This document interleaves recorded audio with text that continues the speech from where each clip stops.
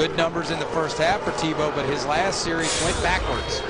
On that last series, he threw his first incomplete pass of the day. This one goes to Ryan Ellis. Ryan Ellis turns it up for a few yards. Walter Radney coming over from his linebacker spot to make the stop.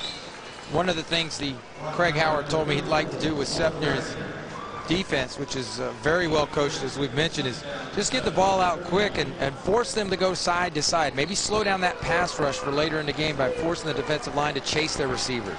Empty backfield, a bunch set, plenty of time for Timmy Tebow. On the move now, he slings it down there, almost picked off, but it's tipped, and it's caught by Caleb Cooper.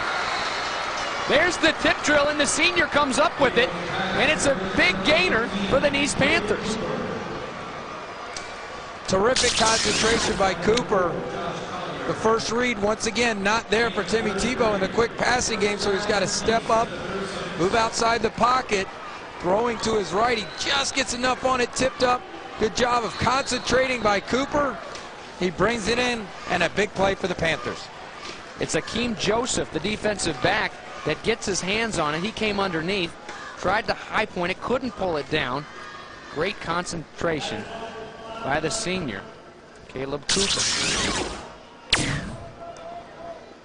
You got a feeling this is the way this is going to be like a dang ping pong ball going back and forth watching this one from up here, Brady. So far, we've seen them strike on both sides of the ball. As you take a look at those golden bonnets over there on the Nease sidelines, and the blue jerseys of Sean Callahan's Armwood Hawks.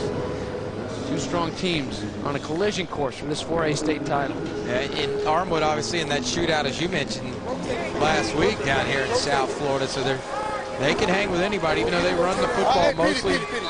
They can hang with anybody. They're good in all three phases. And this should be an exciting game. But early on, I think Armwood's doing a good job of covering Tebow's initial read. It's obvious that they're going with the quick passing game. They're looking for some motion and stuff, some quick passes. And when it's not there, then the pressure's getting there. Timmy's having to get out of the pocket and just make a play. And sometimes those are your big plays, or when guys get out of the pocket and make a play after your first guy's covered. And they've settled down and gotten themselves into a little bit of a groove defensively. You got to think that on their minds, you hear Timmy Tebow, Timmy Tebow, Timmy Tebow all year long, waiting for this one.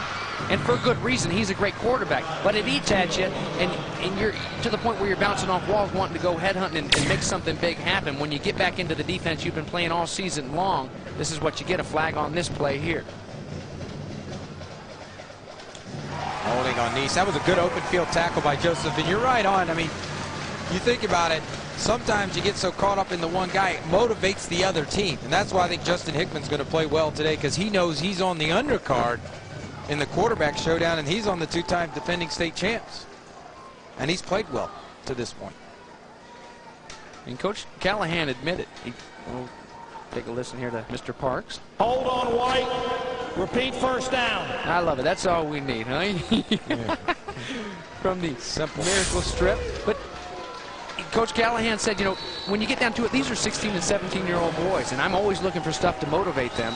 And it kind of falls into his lap this year. Rather than seeing a Lake Gibson team for the third time, they've got the fresh blood, and everybody's All-American right here in Timmy Tebow. And look at this pass to Ryan Ellis, a big first down. Blocking downfield is Caleb Cooper, and there goes Ellis into the end zone, reaching it across, his second touchdown of the day.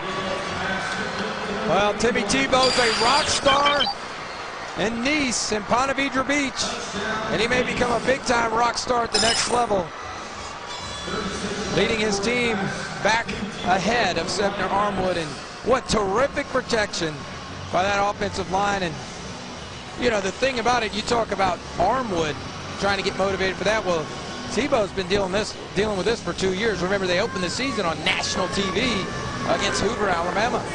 Hoover, Alabama finishing up this season what looks to be like the 9th team in the nation, one loss, USA Today poll. Coach Probst is here today at Hoover, Alabama, here to watch a team that they beat there early. And Timmy Tebow on that two-point conversion try, unsuccessful. Walter Radney, the linebacker back there blitzing, gets to him. Batesy, watch this protection. Howard and the guys up front. Look at all day. He's got all day to throw. His receiver comes across the formation, throws it out there. What a pretty ball. Doesn't have to throw it in there real hard. Leads his receiver down the field, and a big-time play right there for for the Nease Panthers. Ryan Ellis, his leading receiver. Look at the protection. Look at the time. Look at the pocket. Tight spiral, leads it out, and catches it on the run. Ellis knows what to do with it. Tracking that state record for receptions should he have a big day today.